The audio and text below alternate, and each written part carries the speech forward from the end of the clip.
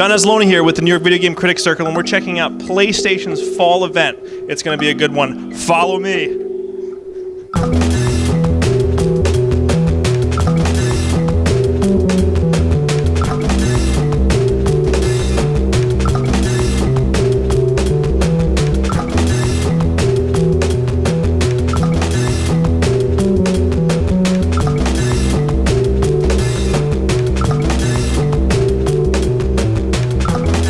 I'm here with John Sanders, who is the lead technical producer from Sony's third-party production team. That was way longer when he tried to get me to memorize it before, wasn't it? Yeah, I think I added a bunch of things in there. You totally did. So we're here checking out Grim Fandango Remastered, right? Yeah. Now, we're also looking at a lot of the features. We were with Harold, we were looking at some of the features, checking out kind of like a narrative mode telling us about like maybe DVD commentary type of thing. I don't really know the name of it. You have a name for it? Yeah, it's a basically director's commentary. So a lot of the original team were able to get together. So we have Tim Schafer, Peter McConnell, a lot of the original engineers, Peter Chan, original art team. So basically they went and told a lot of the stories behind the making of Grim Fandango. So it's kind of an awesome story about what went on at that time, what were the ideas they were thinking about putting in the game, and also kind of like a lot of like unique asides about what they thought when they were putting everything together.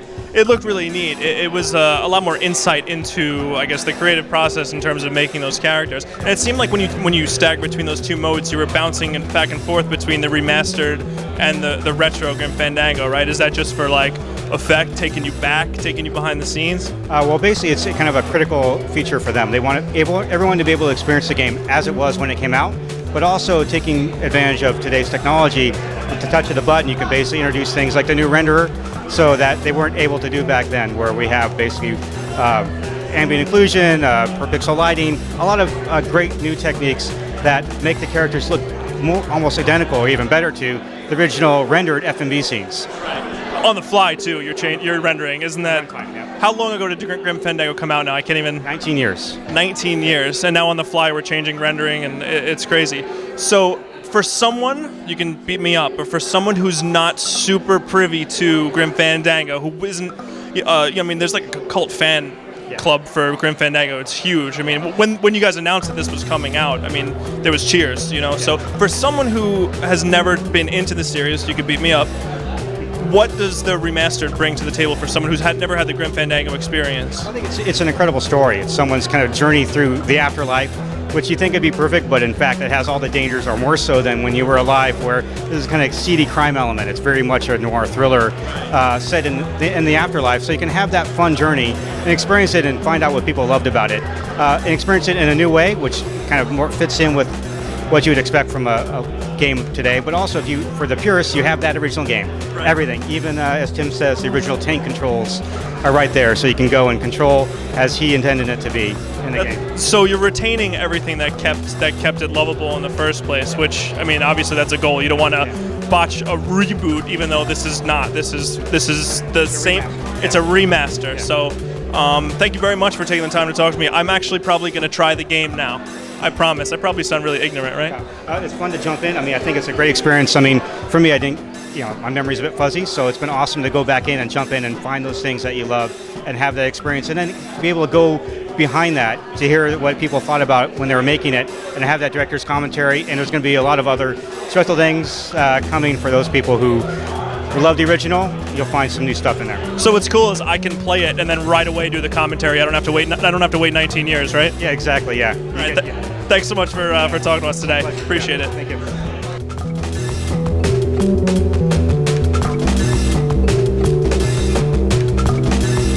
So Anthony, you got a chance to play Until Dawn. I did indeed. And you got a chance to kill people. I got a chance to kill myself, which is an unusual thing to let somebody do in the demo of a game. But it was a very heightened conclusion, would you say? It was. I am familiar with Until Dawn from when it was first announced. About 2 years ago, right? 2 years ago, and this was supposed to be a move game at the time, which I had to admit, considering I had to commit suicide at the end of it, I'm kind of glad that it's no longer. But it was kind of a movie. You had to. Yeah, you had to slightly tilt the controller here and there to make binary choices. Every now and again it would say, go through this room, or go into this room because you think you see your friend, even though it's clearly a psychotic that's dressed like Marilyn Manson. Well, I think you're kind of cornered into following the tropes of those movies, right? Like, you have to either follow or do something else that's also going to be horrible for you. Well, that was the weirdest thing, is while I was playing, there were moments where you feel like you have full control. Like any other game, you're steering this person where you want them to go. But the game is leading you down such a tight linear path that literally they will start walking in a direction that you're not pushing. Well, it seemed like the NPC character that was with you would start walking, and you go, well, I guess I'll follow that guy. Follow that guy, right. Yeah. So, but in terms of, we talked about the move controls, or whatever we want to talk them, right? So, do you feel like that adds to the immersion of the game in a certain respect, because you're picking up items, you're tilting and moving them? Do you feel like that is assisting the narrative in any way? I mean, it really depends on how the full game ends up playing out. In a demo setting, it's just showing off the technology. This is how it works, but really there is nothing there that you can't just do with a controller and get the exact same immersive effect. And that's fine. You want to tell people this is what you will inevitably be able to do in the full game, but here, I would have rather just done it with the stick, you know? Right. I mean, I think there's certain times, especially in previous games, experimenting with motion controls where it's a bit kind of cheeky and gimmicky, right? I think, personally, not super contrast to your opinion, but I think in this case, if you're playing with a group of friends, say, or something like that, and someone wants you to look at something with your flashlight, in rare occasions like that, I think that may add to the immersive nature of, you know, what they're trying to offer here. And like I asked Vicky, she said that it's not necessary. There's no really necessary points where you have to move the controller and you have to, it adds to the gameplay, but it is there as like an additional optional immersive feature. So, I mean, it seems like it may work, it may not. It's there. That's the thing. It's there. The one thing that worries me is you never want to feel like you're fighting against the game to get it to do what you want. There was one little moment where Ash, the woman that you're in control of, sees this little pile of newspapers on the ground and has to lean down and pull off a sticker. And to do that, you have to yank the controller right to the left, and it wasn't working.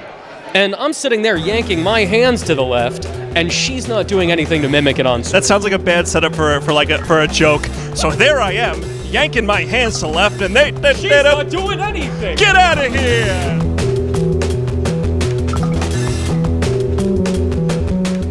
I'm here with Vicky Miller, who is the associate producer with Sony Computer Entertainment. I just didn't want to butcher her title again. That's like a recurring theme.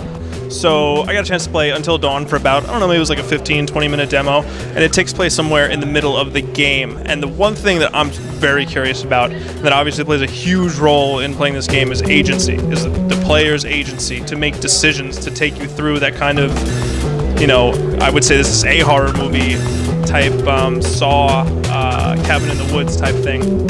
So in terms of player agency, where does it stop? Where do you not affect the story? And like, are you affecting it at every turn here, or?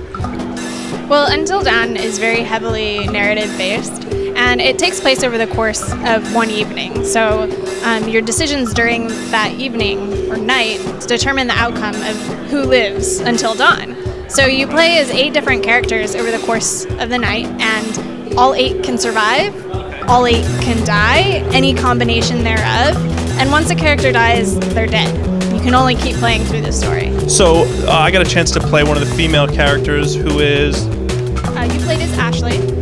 Okay, fitting, right, Ashley? So Ashley and Chris, as you play through the demo, they have a bit of a relationship, that kind of like an unspoken crush on each other. It seems like Chris is trying to, you know, show that he has a little bit of a crush on... What was her name? Ashley? Okay, that's me.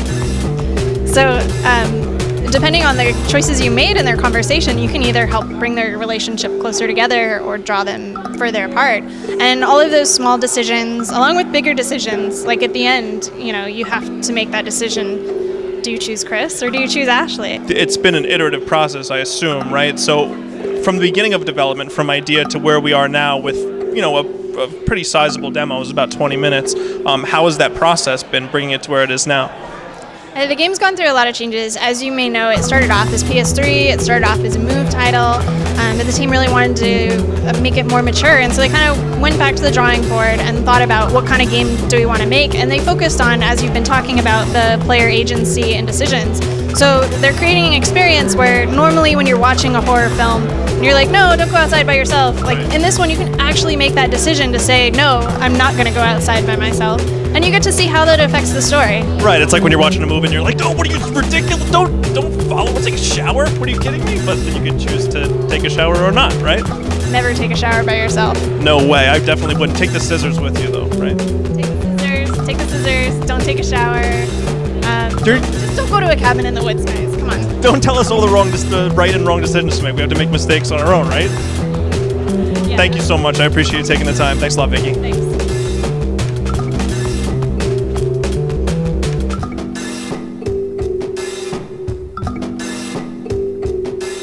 So I'm here with Harold Goldberg, the founder of the New York Video Game Critics Circle, and we just had a chance to check out Bloodborne. This is the first time I got my hands on it, and I know Harold's a Souls fan. I'm not sure if you've played Bloodborne before yet, or was this the first time?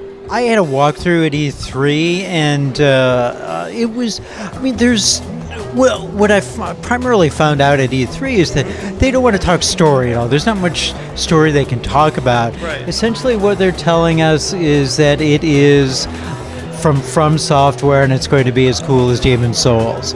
So, and that's there's not much to this demo here, but it's still pretty cool. It shows the physics, it shows the fighting. So, what did you think of it?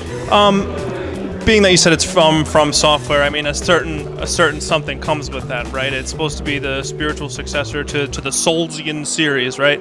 And I think the game definitely displays that in spades, like it's very obvious from the moment that you put your hand on the controller that this is a Dark Souls game. And like you mentioned story, but I think these games, the Soulsian, the From Software games, are a little more about lore and atmosphere than kind of giving you a story up front, And I think there's something to that. There's something to the romance of this series that allows you to generate your own story. You know what I'm saying? So it kind of gives the player freedom to create their own narrative through this atmosphere. And one thing I mentioned to you, I couldn't think of the name, but it came to us. It was Victorian-Gothic is kind of what they're going for here, right? What did you think of the kind of the setting, the atmosphere? I like that setting. I mean, I happen to have seen a few demos with this kind of dark and creepy setting in the past couple of days, but this one is strong. I mean, that kind of the full moon kind of looms as you walk through, and there's that kind of evil-looking fog. You think the fog is its own kind of character, and the blood is its own character. Sony does blood really well with its games like God of War, and blood here looks like it's its own character as well. So I would play. I mean, I would hope, though, because it's such a dark and looming world, that there are things there that will scare me at some point. And from what I've seen so far, it definitely, it kindles my love for Dark Souls in that same way. Yeah, very true. I mean, the controls are tight, which is key. And one of the things you'll notice as you play is this kind of ragdoll aspect. Once you killed somebody, you can kind of kick that thing around like it was a cat or a ragdoll or something like that. So that's kind of interesting. Yeah, well, he was there for like 10 minutes just kicking around ragdolls with physics. So actually, you were shooting a door for a while too, right? I was. I went to get through that door with my gun. Then I ran out of bullets, which is like the story of my life. He wouldn't accept the fact that it was an alpha that was cordoned off. He wanted it to be open world Dark Souls, but maybe next time.